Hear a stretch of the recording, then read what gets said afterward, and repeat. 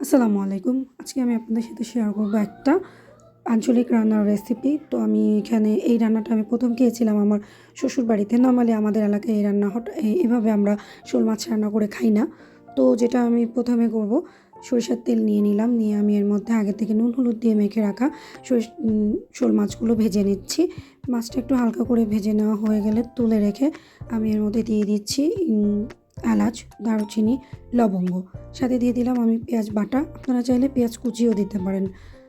হলুদ গুঁড়ো, মরিচের গুঁড়ো, ধনিয়ার গুঁড়ো, লবণ, টমেটো কুচি দিয়ে আমি এটাকে ভালো করে একটু কষিয়ে নিব। তারপরে আমি এটার মধ্যে দিয়ে দিব সরিষা বাটা। এই রান্নার মেন ইনগ্রিডিয়েন্টস হচ্ছে সরিষা বাটা। তো সরিষা বাটাটা দিয়েও আমি ভালো করে এটাকে একটু কষিয়ে নিব। কষিয়ে নেওয়া হয়ে গেলে আমি দিয়ে দিব আমাদের আগে থেকে ভেজে রাখা মাছগুলো। মাছ দিয়ে আমি এখানে দিয়ে দিচ্ছি পানি। ঝোল অনুযায়ী পানিটা দিতে হবে, যে কতটুকু আমি ঝোল রাখতে চাচ্ছি। তো পানি দিয়ে এটাকে আমি আধা ঘন্টার মতো ঢিমা আছে ভালো করে এটাকে রান্না করে নিব। এরপরে আমি এটার মধ্যে দিয়ে দিচ্ছি ধনিয়া পাতা কুচি, টালা জিরের গুঁড়ো আর কাঁচামরিচ দিয়ে এটাকে ভালো করে আমি একটা বলক তুলে নামিয়ে নিব। এই রান্নাটা আমি প্রথম খেয়েছিলাম আমার শ্বশুর বাড়িতে। ওরা এটাকে বলে হচ্ছে শোল মাছের ভাপারা।